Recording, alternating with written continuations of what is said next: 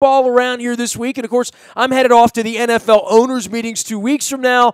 We are awaiting the NFL schedule. But so far, I have received my Ravens PSL, and I've received these books here of Community Impact. I've got 5 copies of the Community Impact books that I think many of the PSL owners have gotten. This guy here, I know him through the world of Cal Ripken. He is a local crisis management expert. You can find him out at the Falston Group.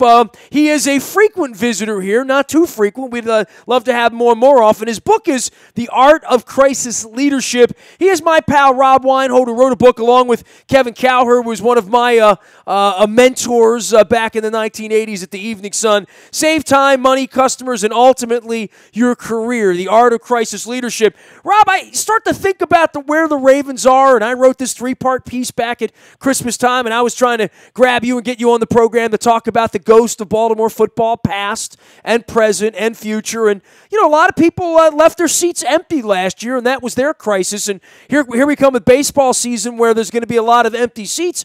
I think our whole community's in a bit of crisis, and certainly from a sports perspective, and me being in the middle of having fed my family through sports over the last 3 decades, I have some grave concerns that these are crises for these franchises, and how they deal with them will dictate how sports does here over the next decade.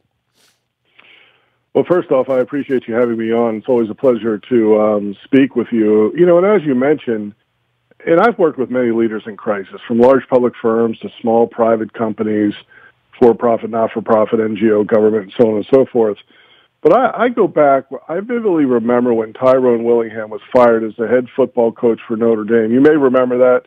I watched a football conference, or the press conference back in, I think it was around 2004 or so. But during the press conference, he was asked if he would have or could have done anything different to prevent himself from being fired. And he said there's only one thing: win. That's it. That's the bottom line: win. You may also remember he was the first African-American head coach in Notre Dame history, and frankly in any sport. And I vaguely remember in subsequent interviews a reporter bringing race up as an issue. Was the firing more than his record, and so on and so forth? And Willingham insisted it was wins or lack thereof that led to his demise. And I go back to the Ravens, the Orioles, on Sunday with Tiger, coming in near the top of the pack. It was about winning, and I think that brings the fan base back. We can talk about the Ravens. We can talk about the anthem protests. We can talk about the singer resigning. We can talk about the NFL as a whole, where ratings slid last year. And many folks didn't approve of the national anthem protests. Some, were just not interested in football. And frankly, some were not comfortable with the players' off-field antics. But at the end of the day, I think winning cures a lot of ills.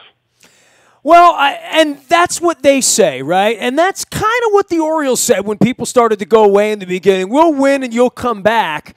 I don't know that the Ravens stopped winning, Rob. I mean, I'm out there the last 2 weeks of the season. They're playing the Colts. They're playing the Bengals with the playoffs on the line. Certainly not playing from behind, really playing from ahead at that point. They were sort of the incumbent team that if they would have held serve, they would have made the playoffs. I found it alarming that 30,000 people didn't want to go anymore. And I think it's more than the knee, and I think it's more than the offense. And the one thing I would say, and you and I speak to this because we've known each other about this long, is I was in my late 20s when I bought my PSL. I'm now about to enter my 50s. I will by week 6 of the NFL season. I turned 50 in October.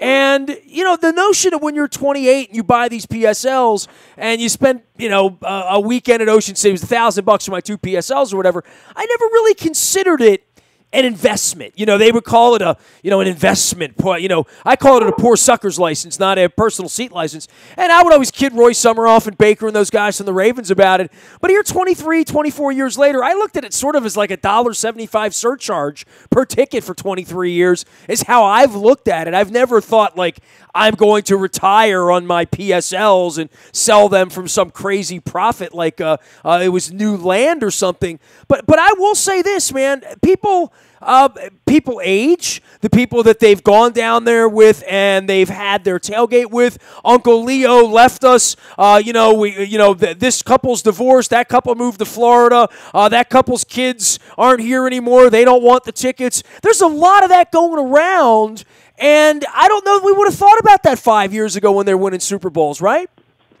No, I agree with you. I mean, in fact, I agree with everything that you said. I mean, I'm an old football fan. I remember going to Goucher College in Towson and watching the Baltimore Colts practice, and that was our childhood. I mean, we loved it. Couldn't get away from it. I was at the press conference when Governor Glendening announced the Ravens were coming to town, and like you, I've been going to, football games since they came to town. But I look at last year, and I look at the mood of the country, the mood of the world, and I think those anthem protests really had a dramatic impact. And so what I saw last season were people who were, that's it, I'm not going to another football game, I could care less.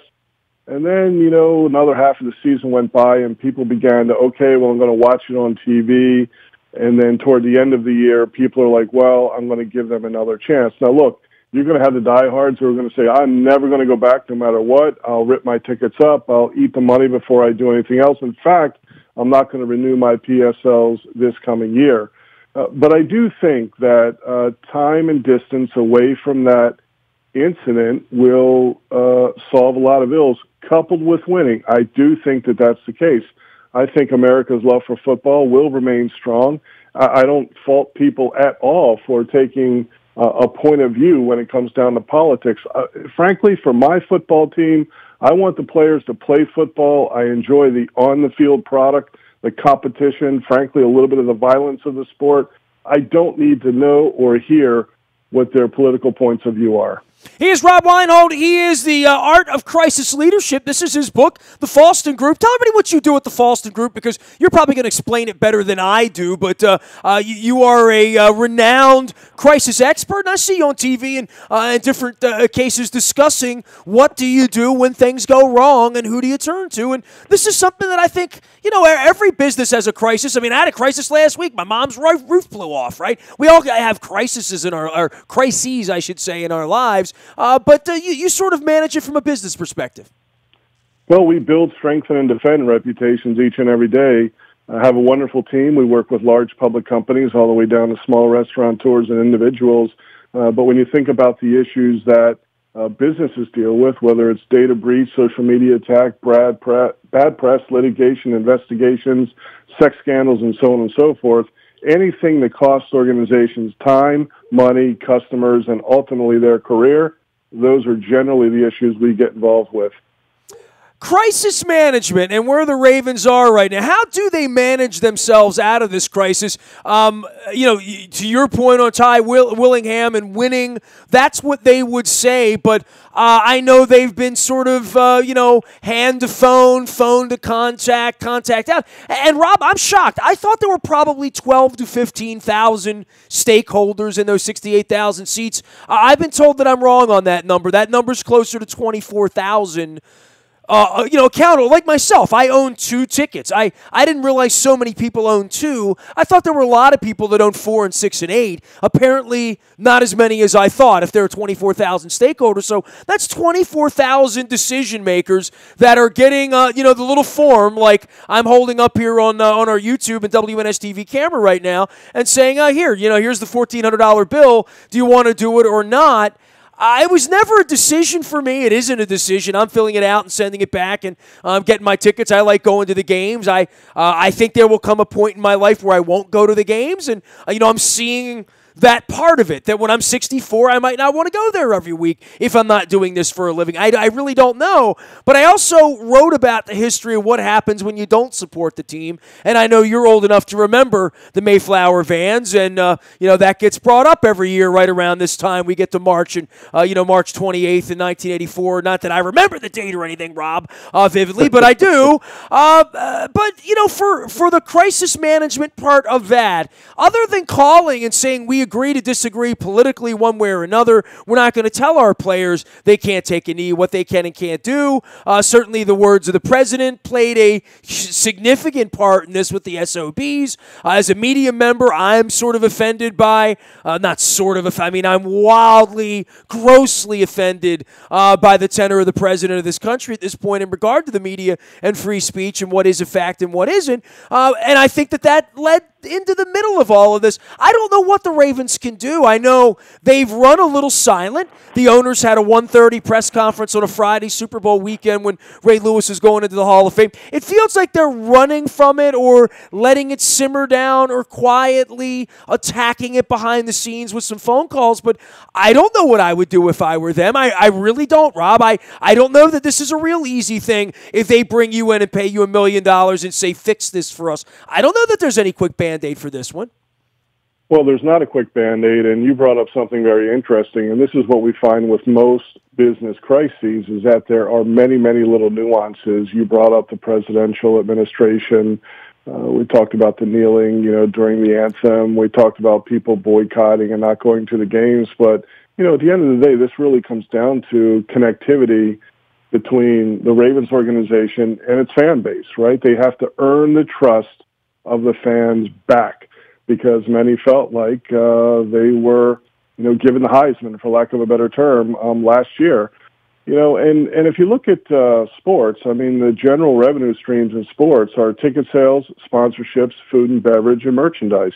And those are all suffering for sure when those empty seats appear, quote unquote, on Sundays. And so I really believe it comes down to connectivity. So if I'm the Baltimore Ravens, I am going double down big time on all of the community efforts, making sure I'm getting out there to every constituent group that makes sense. I'm shoring up my sponsors. I'm making sure that we're doing everything the right way for the right reasons. And on top of that, and at every turn, have to show appreciation for the fan and get that trust back. On top of that, they've got to put a winning product on the field. So it's just not one element that's going to make, all right in Whoville again. There's a lot of things that need to come together, but it starts with marketplace trust and making sure that your consumers have an emotional connection to you that they want to come back for Sunday after Sunday after Sunday. Where were you back in 1984 and through 1996 when we did not have a football team around here? You remember that kind of vividly, don't you, Rob? Oh, absolutely. Absolutely. Yeah, I'm kind of stunned in a lot of ways having watched all this, right? Like having believed in the early 90s that there would be this passion that I shared, that other people shared for having and wanting the NFL here after the CFL, after Art brought the team here, after you had the right to check and, pay your fair share to have your stake in these PSLs, and then every year putting your money in and traveling on the road and going to Super Bowls and, doing parades and all that stuff. The fascinating part for me is when the beginning of this happened, the Orioles had 3.6 million people there, and they could do no wrong. And you were working with Cal, and Cal was being Cal, and the Orioles were the Orioles, and all of that legacy stuff that Brooks and Frank and Earl and Palmer and Eddie and all those guys left was still a part of that. And here 20 years later, it's fascinating to me, especially when I'm with like the Jacksonville people or some of these other places like the San Diego Chargers moving and St. Louis Rams and even Tampa, Miami, these other franchises. The Ravens have never had to sell a ticket. Like literally, right? Like they've never had to put up a billboard. Once the tickets were sold in the beginning, customers were satisfied for a generation, for a quarter of a century. Everyone just 99.blank% every year, Dick Cass would tell you that, the numbers are off the chart, would just renew, send it back, and it's over with. And that's the kind of place they had. Now there's going to come a point where they're going to have to sell tickets. And I think the Orioles, Peter bought baseball in a box back in 1993-94 and has failed miserably at selling tickets, has done really well at, winning the battle with Masson and winning the battle with his partners and winning his fair share of all the Nationals' revenues for the first 15 years. But, when it comes to selling tickets, that's a thing that the Ravens have never had to talk about, that for all of our lifetime, everybody else always had to talk about, right? Every concert. Jimmy Buffett's trying to sell tickets. Everybody's got to sell tickets. Well, why do you go to a concert? Why do you go to a game? The game day experience, and it's not just what happens on the field. So the Ravens, you're right, they hit an incredible streak. Baltimore starved without football for a long period of time. They came to town. They filled a marketplace gap. People were excited. Everybody wanted a piece of the action, the PSLs, and that momentum continued for a long period of time. I mean, it was generational. You had grandfathers and fathers and sons, and everybody else went to the game and tailgated together, and it became just a thing you do, like going over to your relative's house on Sunday for dinner. So 22 years, though, right? I mean, like, it doesn't – I got to pinch myself because, I mean, I remember the day the team rolled in, and it doesn't feel like that long ago, right? But to hold that together, I said to people in the upper deck, I don't know where you sat every week, but it really was like church, right? All the same people in all the same seats. That can't last forever, right? I mean, like, 22 years is a long time for that to last. Well, think of it this way. You know, you're saying the Ravens held it together, and I would say the fan base held it together. And I'm not taking anything away from the Ravens, right? They made the right moves on the field. They were a winning organization. They provided a great game day experience from tailgating to post-game and the whole 9 yards. But you've got to remember, there was this momentum, emotional momentum in the, M&T Bank where people wanted to and had to be a part of it. And as quickly as that momentum built and maintained and sustained for a long period of time, is as quickly as they have found that it can evaporate if you do something to violate the trust of the fan base. And so what they're doing right now is trying to figure, well, oh my gosh, how do we go ahead and re-engage in a way that makes people commit emotionally and want to be part of that experience, just not on game day, right? But draft day, when they buy merchandise for the holidays. You know, what am I going to pick out? Well, I want to go ahead and get, the jersey of my favorite player. I mean, that's got to carry across all revenue lines. And so, they're in a little bit of trouble when it comes down to the short-term financial picture, and they've got to figure out what they're going to do long-term. And I believe it starts with, again, taking the double-down approach to community connectivity and making sure that they're connecting with that next bumper crop of fan that's going to carry them through the next couple of decades. Having another intelligent conversation here. The Art of Crisis Leadership is the book. He is Rob Weinhold of the Falston Group. You can find him out at thefalstongroup.com as well as on Twitter at Falston Group. All of our WNST programming brought to you by our friends at Howard Bank. A relentless commitment to be the best at everything they do. Branches throughout Baltimore and Maryland. The unique hands-on approach to banking. Every person at Howard Bank is empowered to help you. They're open in new joints. You got to check it out, howardbank.com. Royal Farms, real fresh, real fast, gas up there. Make sure you're downloading the ROFO app and you're using that. You get some reward points. You can work on some maybe some free fried chicken, some Western fries, which I so badly need and crave right now, as well as that tasty coffee in the morning. Royal Farms, real fresh, real fast, and around the corner from you. Also, our friends at Pizza John's, putting it all together here down on Back River Neck Road in Essex, 50 years, just like me. Go find out why you drive to Essex for the pizza, because it's that good, right? Back River Neck Road, 50 years down there. I'll drink to that and Pizza John's. All right, we are on the line with Rob Weinhold. The book is The Art of Crisis Leadership. From one crisis to another here, Rob, we're a couple weeks out on opening day. And, everyone will go down there, and the weather will probably be a little chilly because it's in March, but who knows with global warming going on and whatnot. And then there will be the cold nights and the empty seats. And really for this team, I don't know that anyone really believes this is a playoff team. And it's the first year in a long little while here that morale, I don't want to say is at an all-time low because I've been here for a while, Rob. I remember the morning after Mike Flanagan, so I know how low morale can get. But from a baseball perspective, no one has much of an expectation here. And the Machado thing is really sort of a funereal sort of dirge to the end of his time here. I find this whole little chapter unfolding to be kind of sad right now. Yeah, March baseball, it's always tough. There's no doubt about it, going into April and those empty seats, cold nights, and so on and so forth. But again, I go back to the winning and I go back to the tradition. And right now you've got people that are more allegiant to players like a Manny Machado or a Chris Davis or a, maybe even Beckman coming or somebody like that than they are with organizations. I mean, you have your winning organizations like the New York Yankees, and people will wear Yankee gear and so on and so forth. And you're diehard Orioles fans, of course. But I believe that the younger fan really closely relates to the players, sometimes more so than, the organization itself. A lot of Adam Jones folks out there. And so I think the players from a reputational standpoint, while they're playing, they're building their legacy because they've got to be thinking, okay, well, I've got to make my money while I'm playing the game, and that's through on-field results, and that's through community investment. But what's my legacy going to be after I play the game? So you look at somebody like a Trumbo or Darren O'Day or somebody like that, they've got to be thinking, where am I going after baseball as well? So I'm rambling on here a little bit to say, hey, look, I do think the fan base is strong, but I do think that there's particular attention paid to the players versus the organization, particularly among young people today.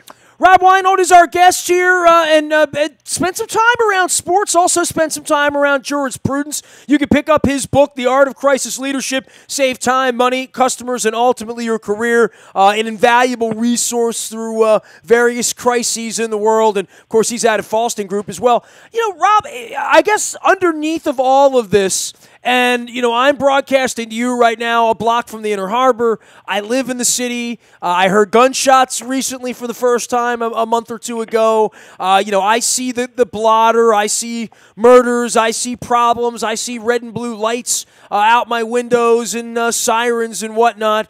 The perception of the city is certainly hampering both of these franchises. And obviously the Blast now, they moved out to Towson, and they're going to play out there. But I'll tell you what, Jimmy Buffett's going to come down here later in the month, and people are going to come. Opening Day is going to come down here later in the month, and people are going to come. And if, I don't know, Neymar was playing and, they brought Maradona back to life, and they brought the kid up from Argentina to kick the ball around. If Messi's playing, 70,000 people would have if Bono's here, the Stones. So, I hear it, but then I see it as a crutch or as an excuse, and perception becomes reality.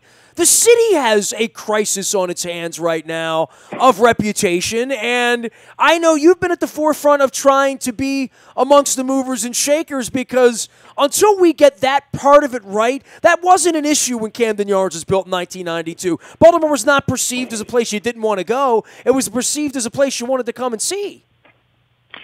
Hey, let me tell you, when I was a kid, I took the number 8 bus from Towson, and I didn't miss a Baltimore Clippers game. So I had no fear of the city, and I'm a long-term fan of Baltimore City for many, many different reasons. You keep talking dirty to me like that, we're going to be singing the Clippers fight song here in a minute. I promise you.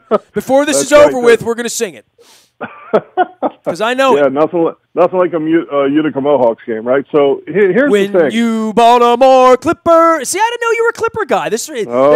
Love them. This cements our friendship even further, Weinhold. I got to tell you. That's right. Left to right across your radio dial. That's right. But it was perceived as being unsafe in the 70s. My dad was afraid of Clippers games in the 70s. That's right. You went to the Clippers game, and there was a lot of fights in the stands. I can't say that we were afraid of that either, but it was a lot of fun. But you talk about the city, and the first order of leadership is to provide a safe place to live, work, and raise a family. And I've said that many, many different times. And the city is facing a crisis. There's no doubt about it. There's people who won't go downtown and eat anymore. You've got the president of Goodwill Industries who just came out in the newspaper and said that her employees are afraid. And crime and the fear of crime go hand in hand. And generally the fear of crime lags a few years behind actual results. Commissioner D'Souza, in my view, he must lawfully reduce crime, homicides in particular, as that's the benchmark number. Nothing, and I mean nothing, should distract him from that singular mission, which to me will determine the city's health and his legacy. He can't be distracted by politics, parades, popularities, his own hype, or even go out and claim short-lived victories. Politics and parades are for mayors, not police commissioners, and he cannot lose focus. Think about this. We talked a little bit earlier about business. Kevin Plank recently admitted he lost focus, and it cost him time, money, customers, and investor confidence. And so the bottom line is you have to reduce crime. That's what the media is reporting. The city has to be safe in order to bring the vibrancy back. And that doesn't mean, by the way, that people won't go to the city and won't go to the games or restaurants or concerts that you're speaking of. But we're talking about the vibrancy, the economic viability, day in and day out. That base has to be there, or it's a long road ahead. You speak the truth. We all live here. We love it. He's Rob Weinhold. The book is The Art of Crisis Leadership. I keep it around because you never know when a crisis is going to be around the corner. And certainly the Ravens found that out on the third weekend of the year at Wembley. Last thing for you. I think we all sat around this weekend and watched Tiger Woods, and I can't think of a guy who's had deeper, darker crises than Tiger Woods during his period of time. And you mentioned winning, and more winning. And certainly there's a guy there written off, right? That you never. It's like the old John Carpenter films, right? Like you never really kill the boogeyman; he always comes back, right? And with Tiger Woods, everyone had kicked the dirt on the grave of his career, and now they're like, maybe this is going to be an interesting spring with him, huh? Well, here's the thing. I talk about time and distance a lot, and the fact of the matter is I believe that America is a fairly forgiving society. I believe that if people believe that you're remorseful, you're going to try hard not to make the same mistake again. If they see somebody get kicked when they're down, and by the way, not that he didn't cause his own problems, because he did. And frankly, even when he came out and he apologized after being away, in treatment and so on and so forth, the apology was atrocious. It was very mechanical. There was not a high level of empathy or connectivity. But even so, he's getting back into the game. He's winning a little bit, as we talked about on Sunday, and people are excited to watch him and play again. So again, time, distance, America being a fairly forgiving society, and I think they're willing to give Tiger another chance to jump up into the spotlight and re-energize the game of golf. You can't argue with the numbers, by the way. He made me watch golf on Sunday, Rob. I mean, I was watching golf on Sunday. That would not have happened if Tiger Woods was not on the leaderboard. I promise you. Right?